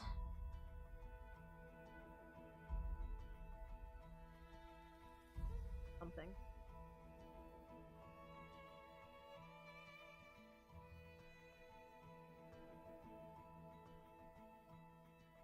What game are you guys talking about now? I've lost track. Sort of following your conversation a little bit. Done?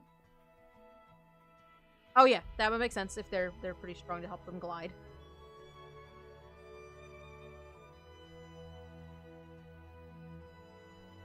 Dota 2, gotcha. A unicorn pony. Yes. I'd probably kill you, but...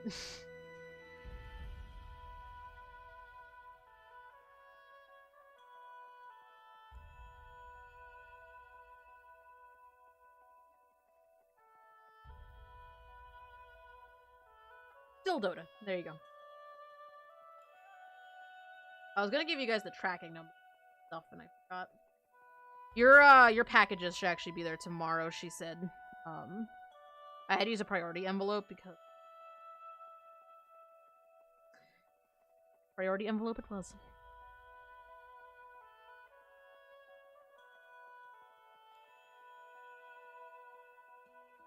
I'm gonna just read. Fins? Yes, fins. That was the word I was... Fins was the word I was looking for. I almost had it right. Yep.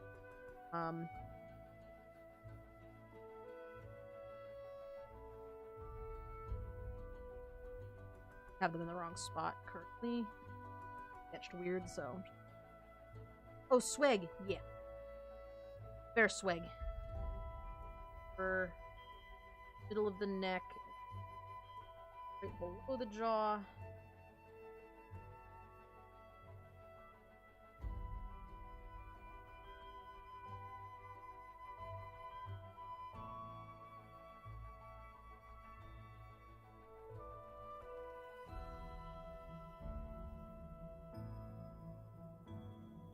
Frills, crest, floppy fan horns, various other names. Yes. Floofers? I call it ones. Even though these are nothing like...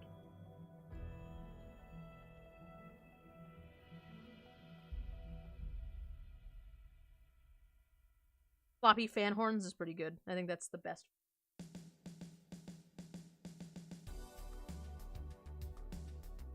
I definitely thought we were about to get... That would actually be like the ultimate April Fool's joke from Dire Crow, if he gave me like new songs and one of them was the Rickroll song, but named something else. It comes up and it says like, you know, Zelda theme, but it's actually a Rickroll song. An Axolotl courier in Dota 2? What? Oh, I need to see him. Oh, he's so cute! Oh, precious baby! Oh, I love him. But he's so good and pure.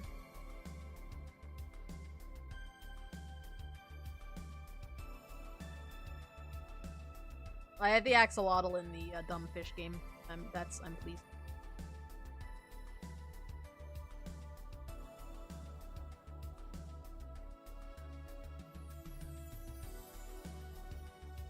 Steve, the big old dumb, I had to trick him into eating yesterday. Because he hasn't eaten in like 3 days because he doesn't remember how worms work. And I had to trick him into taking a food. I had to, like, drop a piece of food next, like, a piece of pellet food next to him, and then when he missed it, I dropped the worm, and then he got it, because he was like, oh, I want the pellet. Oh, this is a worm. Weird. He's a big old, he's so good.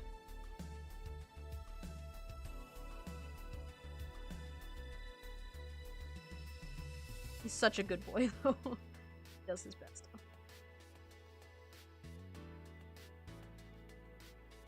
How do they survive on their own? It's amazing that they survived in nature for as long. Like, I don't have a clue. I don't know how they even managed to exist in nature. I'm pretty sure they're extinct in the wild now, though. That's fun. Only an axolotl could forget how to eat. Yep. An animal whose main drive is food. To forget how to eat.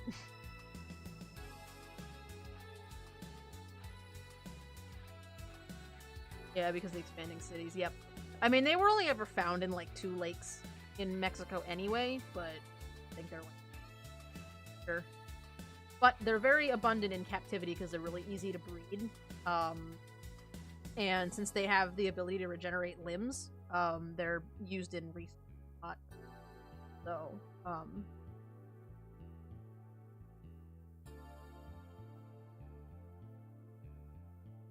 they get bred quite often in captivity. Come by. Except for fucking California.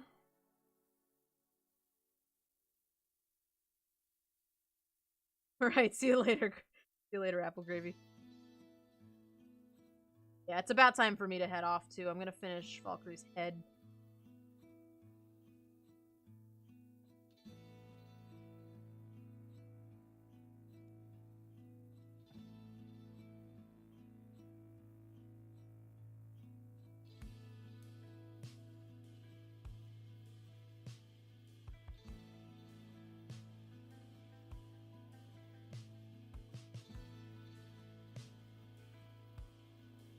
Not extinct in the world, but they're critically endangered. Oh, okay.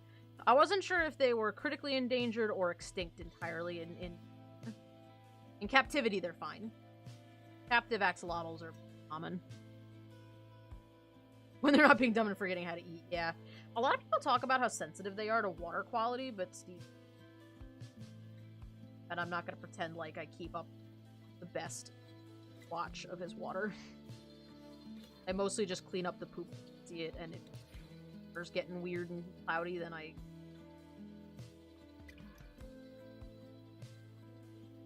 he doesn't make too much of a fuss, so. Have a good night, zombie. Glad you stopped by for a little while. Hope to see you in the Discord later on. I think I saw Apple let you in, so. A good one, friendo.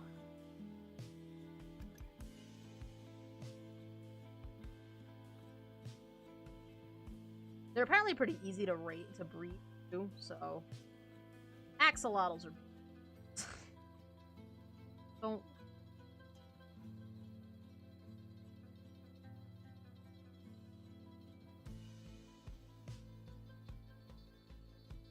Who left Apple in control of the door? I did because he's a mod.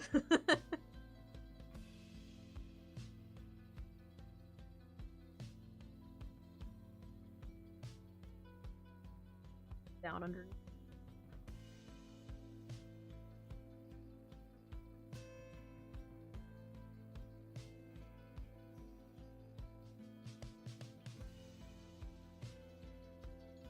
I've given him the ultimate power. I have.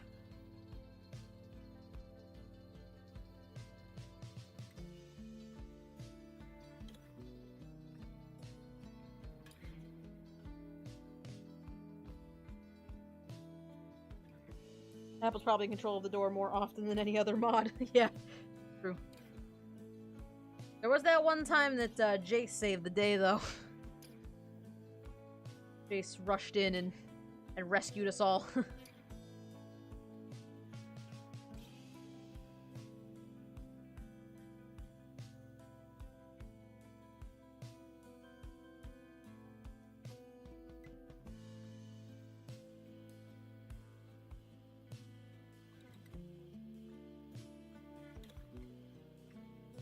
The good thing I ended up with mods that are all from different time zones. Oh god, tangent! Save the tangent. Gone, tangent. No one wants you here.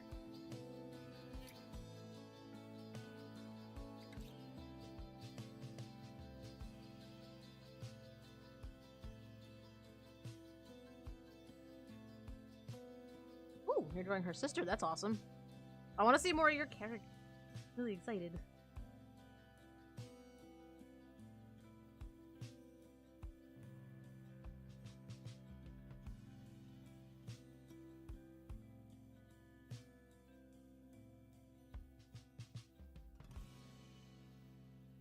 Alright, well, it's 10:02, so it's about time for me to go to bed, so, I gotta get ready for work.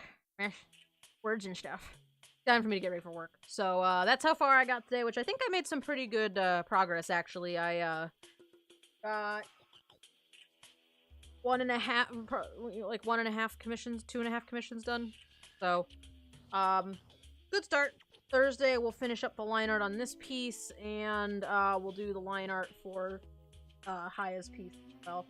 So that'll be Thursday, and then I'm thinking until I can come up with a better schedule, I think maybe Saturdays will be world building days. So we'll do Murder Noodles on Saturday, and then back again on Tuesday we'll do some coloring on some of these guys, try to get them finished up. So that's sort of the tentative plan for right now. So I will see you guys for that. So on Tuesday we'll tomorrow we're doing Okami, and then Moodles. Yeah.